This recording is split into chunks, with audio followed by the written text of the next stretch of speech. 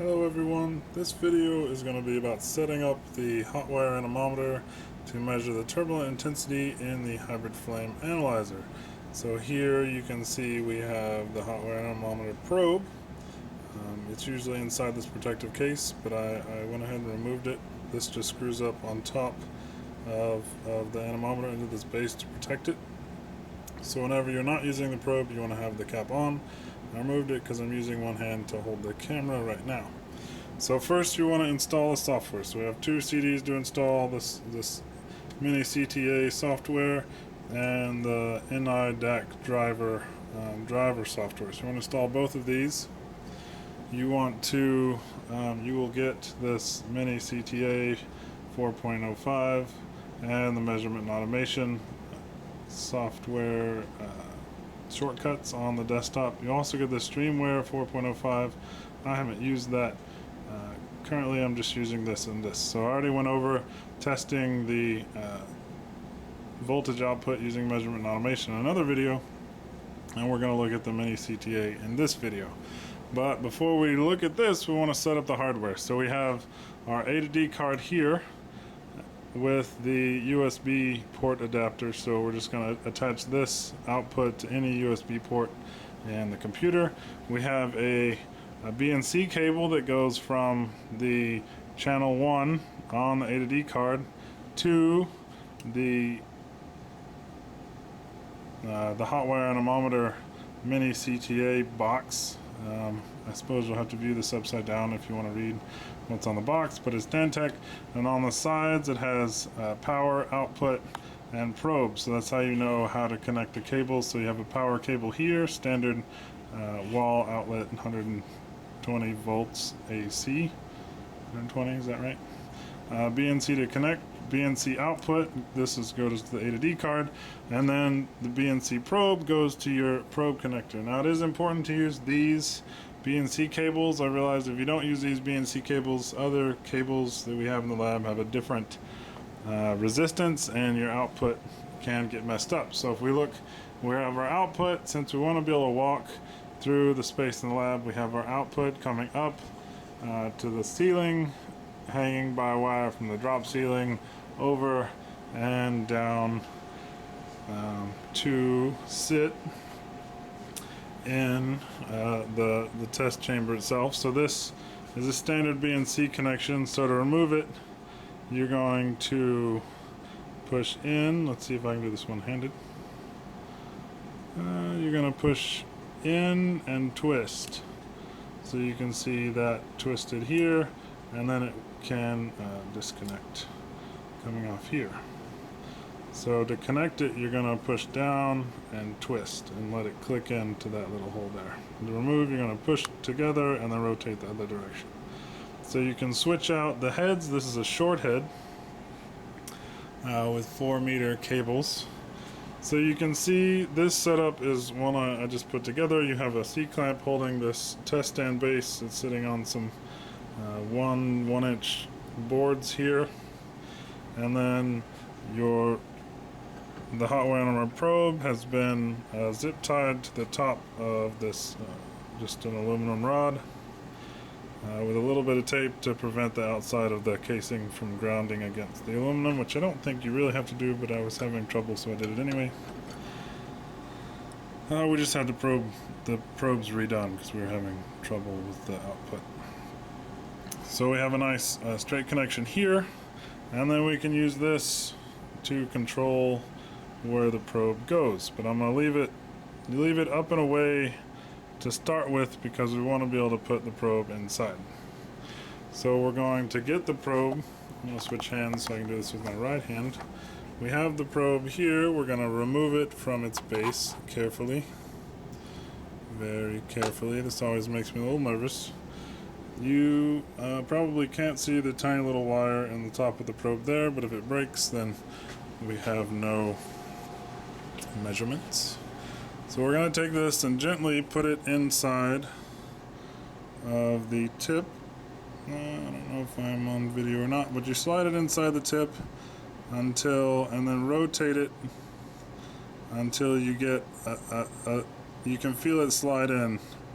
I've also put a little black notch which is the side, or a black line with a Sharpie, which is parallel with the holes that the anemometer fit in. So you have two pins on the bottom of the anemometer. You want to slide them in until they insert into the fittings in this little short probe. So it slides in, and then you're going to rotate the head down to lock it in place. Then we're going to put this in the correct location. So I marked on here the rotation and the length that needs to be on this bit, like here. It wants to be at this, along this ring, and this notch lined up with that notch. And then the height should be with that ring, with that notch lined up with this notch. Okay. I may have to fix this one. I have both hands. Oh, damn. Alright, so I'm going to leave it like that for now. I don't want to risk breaking this probe while I'm making this video. So that we have that. You want it aligned in the center. It's a little off center now, but in the center above the probe. Focus, focus, focus. Think about it. Okay, so the probe is perpendicular above the burner. Alright, so we have that set. We're going to come back over to the computer, and we're going to start mini CTA. Oh, okay. So we started the mini CTA software, and when we open it up, we're going to click New Database, and we can make any file name we want. We'll call this 2mm because it's a 2mm perforated plate. Click Open. It's going to ask, would you like to create a project? And you say yes. We're going to name it. Also, I'm going to name it 2mm again. Click Open. Setup indicates no probes and or frames have been configured. Would you like to configure the system? You click yes. You're going to click on this upper left 1D wire probe button. You're going to select, this is a P55P11 probe. So this is the short probe. If there is a long probe, you can also borrow from the Airspace Department, which is the 55P01, but this is the P11. Click Next. We have the 55H20 1D support, straight, short. Click Next. We have 4-meter cables. Next, and then Save. Would you like to set up the hardware? I'm currently just using the default hardware setup. Click OK. And then I'm not doing a calibration because we're using the mass flow controllers to control the output, or the velocity in the burner. So then we're going to go to run a test. We're going to go to Run, Default Setup. In the default setup, we're going to click Setup. Then we're going to click on this A to D box, and I'm using 100 kilohertz in this first box and 3-second test, so that's 300,000 samples. And click OK. Click OK again, and then currently I'm labeling it using this scheme where you have a number, which is the perforated plate hole size in millimeters, underscore 2 numbers, which is the flow rate in liters per minute, another number, which is the position, where 6 is the bottom position and 1 is the top position. There's actually 7 holes, but the top one is covered up by the water cooling, so we're only going 1 to 6. And then the last 2 digits is, after the next underscore, is the height of the perforated, of the anemometer in centimeters. So some tests we're measuring right above the burner, which I say this is 0, and then 1.25 inches above the burner, or 3.175 centimeters above the burner. So if this is 3, I'll make this 3. I don't worry about the 175. I just know it when I report it.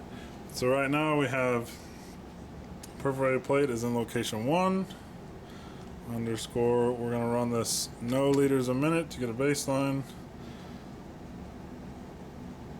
Oh wait, sorry. This is actually supposed to be 2. We have a 2mm perforated plate, no liters a minute, position 1, and we're at location 00.